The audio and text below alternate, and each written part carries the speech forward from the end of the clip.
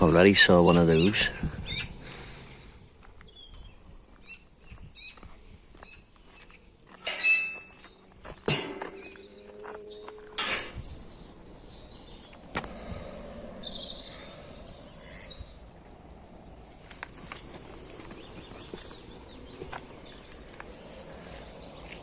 So I think I just saw a darter,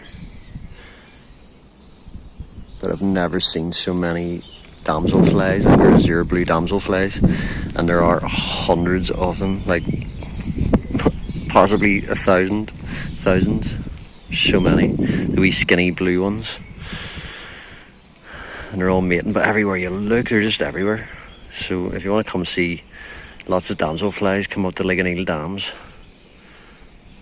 And I'm hoping I get to see there's a wee moor hen on a nest hiding over there. Got quite good camouflage. It's such a lovely spot.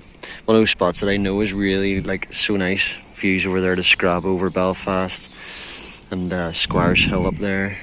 There's the old mill dams. Such a lovely spot, and nobody really, there's very few people use it and come here. And like on a nice sunny day like today, it's just a great spot to come and have a bit of tranquility. Oh wow, there's good butterfly action up here too. So yeah, you can get the 12C bus, the Thornbury 12C bus, and it takes you all the way up to the dams, and it's really steep, so it takes all that all that incline out, and you're just right at the dams here. And these dams, there's a little trail, one of my favourite trails, ways to get up Black Mountain and then on to Divis.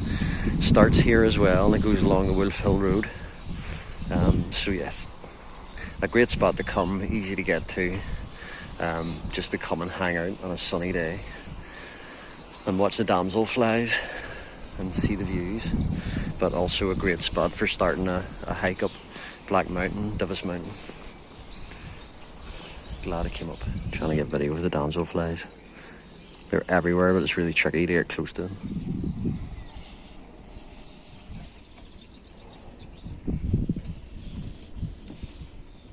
Some quality yellow flag iris. There's going to be loads of that whenever it all comes into bloom.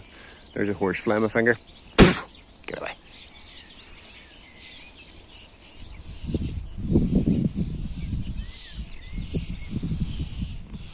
Once you get to the edge of the park where the dams are, brings you out this amazing view over the side of Black Island, Auchnabrack, as it was called before the area was shut in the 1700s. So now known as Wolf Hill up there. And between the two is a standing Neolithic standing stone.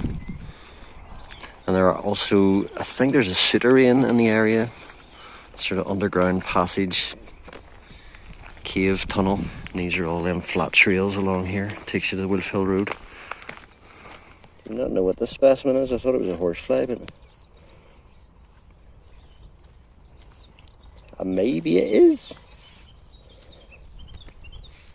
Do not know what these are. That's one to figure out. This is the wee gate. Takes you onto the Wolf Hill Road.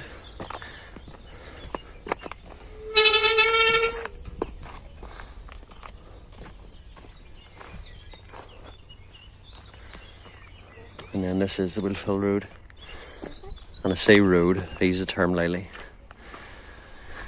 And then I think it's this trail that takes you up to where the souterrain is, but I don't even know if you can see the souterrain. Might actually have a wee wander up. This is a lovely wee trail. It may go absolutely nowhere, but look at that. So pretty. Oh, the wee tadpoles, or what are they? No, they're wee fishes. They're wee minnows. Are they turkeys? No, I think they're wee minnows. Wee smicks. Wow, the dinkiest wee fishes.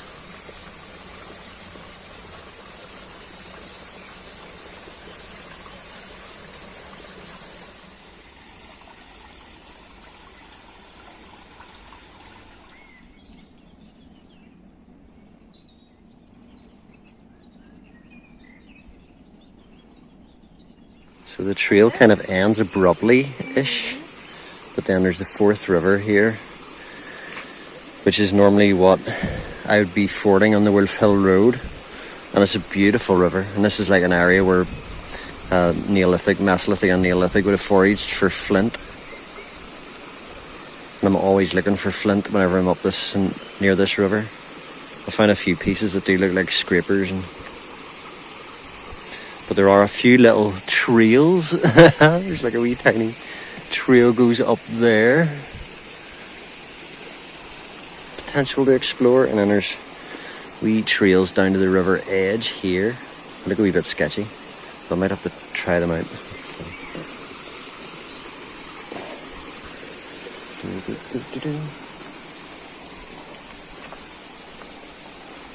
When I figured out what those wee flowers were, they look like lanterns. I think they're water avens.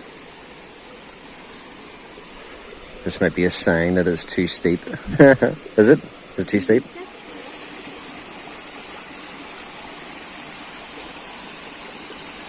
Wow, this would be like, if the trails were improved, this would be like Glen Cairn.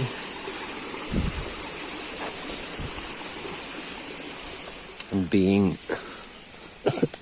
the summer, there's lots of jaggy things. So I may not go that far up along this, but it'd be rude not to explore it and see. Ooh, so many options. Oh, this is gorgeous. Let's have a wee bench here.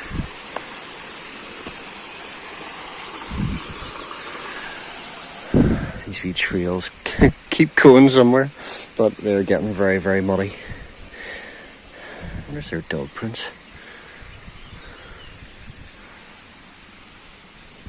It's too muddy for me to do that today. So back the way we came, it is. Ooh.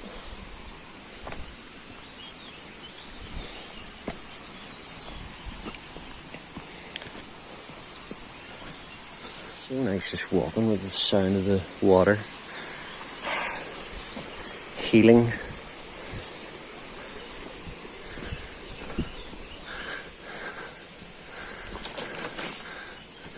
Oh. So these are what I think, from memory now, are one of the Avon family, and if I'm right, there's wood avens and water avens, and I would imagine just because of where we're at, they're going to be water avens. They're lovely, like wee lanterns hanging down.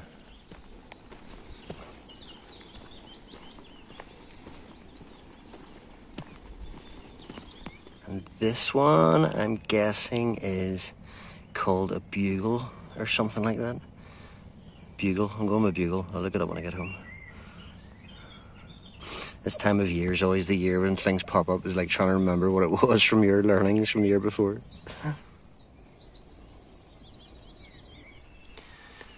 Fine specimen of stitchwort. Is that greater stitchwort or lesser stitchwort? I think it's greater stitchwort.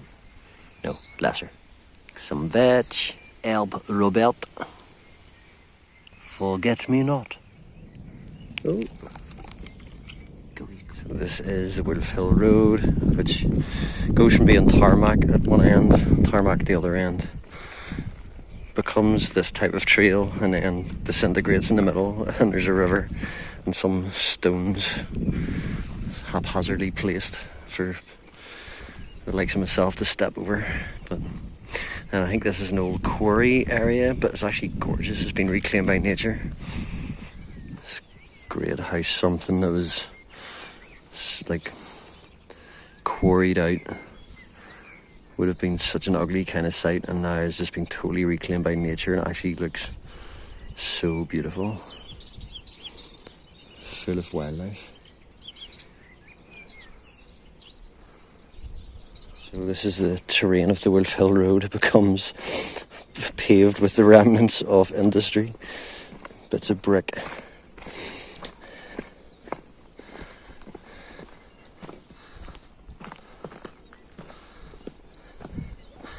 I used to see this as a metaphor because behind me at the other end where it's tarmacked is a predominantly Catholic area.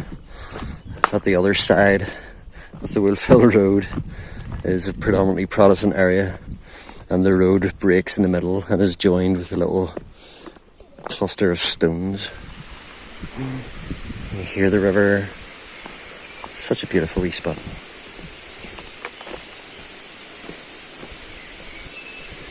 It can get muddy, and this river can be in full flow at times, and it can be a bit tricky getting across, but it's looking beautiful and verily crossable. This is the Peace Bridge. This is the Catholic nationalist side, and then over here's the Protestant loyalist side.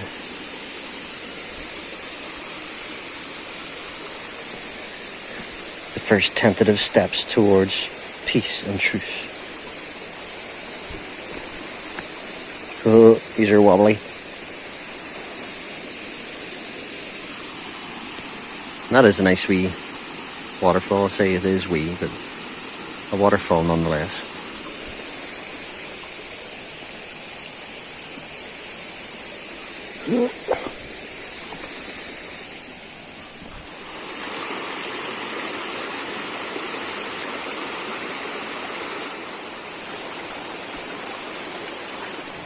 It's a beautiful peacock butterfly just landed. Don't think I'm going to get close to this one. It's a bit flittier than normal. Peacocks are usually quite photogenic. They're not camera shy is really what it is. Come on.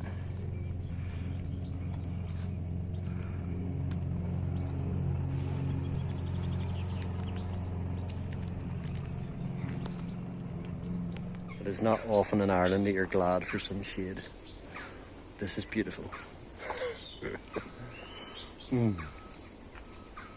So this is the other end of the Wilfell Road. So we're in the Protestant Unionist Loyalist territory.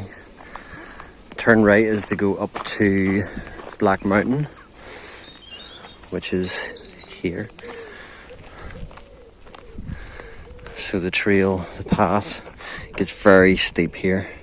Then it zigzags past an old disused army base, which is just now a fenced off area.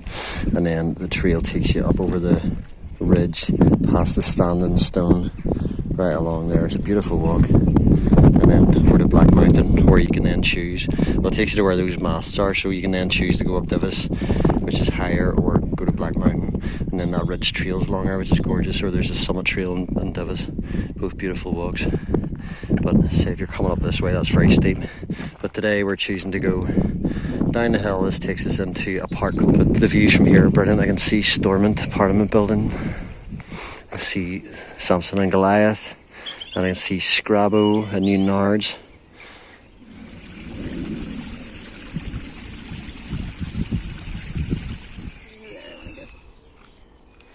There's a beautiful little wooded bit. Just, I think this is in behind Fernhill House. But we've been walking down Glencairn Road, which takes you down into the park. So we'll just continue down. I also just remembered that there's a new connecting cycle route that's been put in from Glen Cairn Park to Springfield Dams. Two areas that would have been separated during the conflict and beyond. And there was quite a lot of conflict architecture that exists in the north of Ireland, where buildings have been built that almost create artificial peace walls, like shopping centres, factories, business parks, and they become peace walls of a different kind. And the problem with those as well is it's not just a wall that can be taken down. It's like it becomes part of the structure of part of the landscape. It's much more difficult to tear down a business park or a factory. This factory happened to be demolished, and and I've put a sort of cycle route through. So I'm just aware it exists now. I don't think I'll do it today, but it just popped into my head, and I'm like, ooh, that might be a nice wee walk to do. Just arrived in Glen Cairn Park. So yeah, there are little trails that take you from Glen Cairn Road and take you in further up along there, so that you don't have to go all the way down and back up again. And this would have been an old fancy estate And the house is called Fernhill House, and I think it still exists, and I think it's still up there. I think I can see it.